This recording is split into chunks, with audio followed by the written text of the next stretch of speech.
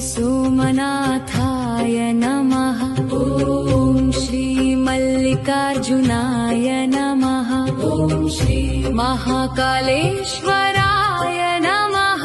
ॐ श्री ओंकारेश्वराय नमः। ॐ श्री केदारनाथाय नमः। ॐ श्री भीमाशंकराय नमः। ॐ श्री काशी विश्वनाथ